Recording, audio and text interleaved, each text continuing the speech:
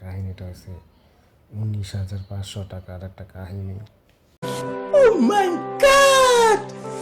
Wow! তো যাই হোক, আজকে আপনার একটা কথা শেয়ার করি, ঠিক আছে? আজকে দুপুর 3:21 তো আমার বিকাশে আর কি, যাই হোক, একটা 19,500 টাকার একটা কাহিনী আর কি, বুঝছেন?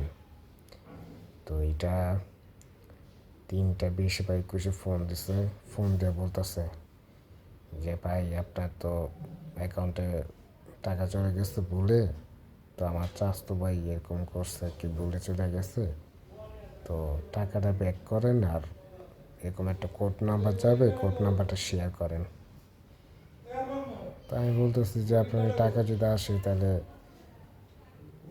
আসুক, দেখি কি হয় মেসেজ।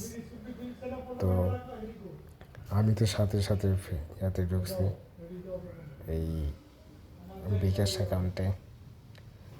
তো মানে আমার কাছে মানুষ ছাড়া বা ফ্যামিলির মানুষ ছাড়া কিন্তু কেউ এত টাকা পাঠায় না, যেই হোক, ঠিক আছে?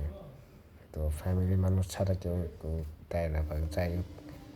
তো ওই অ্যাকাউন্টে আমি ঢুকলাম, ঢোকার পরে দেখলাম যে আমার সেই আগের টাকাই, মানে 2 টাকা 87 পয়সা, ঠিক আছে? তো আমি তো বিকাশে লেনদেন প্রায় হয়ে গেছে, প্রায় বছর খানিক লেনদেন করি না, তো মাঝে মধ্যে আমি ঢুকি আর কি, ঢুকে মানে চেক দিই যে ঠিক আছে কিনা। এরকমও হয়ে যায় যে 4-5 মাস হয়ে যায় আমি ঢুকি না। তো যাই হোক, ভুয়ার নাম্বার বুঝতে পারলাম। তো আমি নাম্বারটা শেয়ার করতেছি, আপনারা একটু দেখবেন, কারণ এই টাইপের নাম্বার থেকে যে ফোনটা না আসে তাহলে রিসিভ করবেন না। তাই একটা কোড নাম্বার বা একটা লিঙ্ক পাঠায় আর কি, লিঙ্কটা যদি আপনি প্লেস করেন তাহলে সব চলে যাবে ডিটেলস।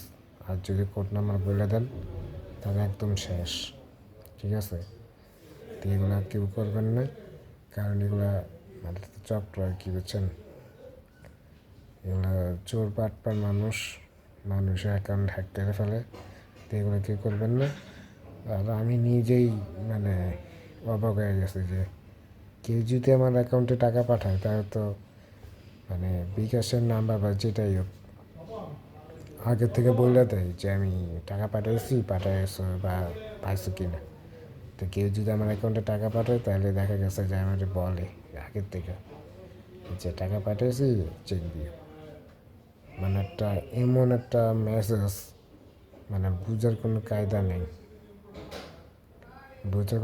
নেই, মানে পাঠাইছে লিঙ্ক টিঙ্ক দিয়ে একটু সুন্দর মতো ট্রানজিট নাম্বার পাঠাইছে যে আপনি এটা প্রেস করুন, নাম্বারটা যাবে, এটা সেটা এটা বললেন।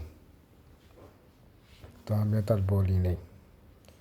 তো যাই হোক, তো এরকম বাটপার থেকে দূরে থাকবেন। আর কদিন আগে আমার বোনের পাশের বাসায় একজন এরকম হচ্ছে যে 19,500 টাকা পাঠিয়েছি, আপনার ভুলে চলে গেছে, একটু পাঠায় দেন। তো সেও প্রায় 3-4 ঘন্টা ফেসবুকে কী বলে, ফেসবুক না, সরি, বিকাশ অ্যাকাউন্টে ঢুকতে পারে না। আমি প্রায় 2 ঘন্টা ঢুকতে পারিনি বিকাশ অ্যাকাউন্টে, 2 ঘন্টা ঢুকতে পারিনি। 2 ঘন্টা পর যখন চেক দিলাম যে না, আমার ওই আগের মতোই। তো এগুলো সব ভুয়া, ঠিক আছে? তাই সাবধানে থাকবেন।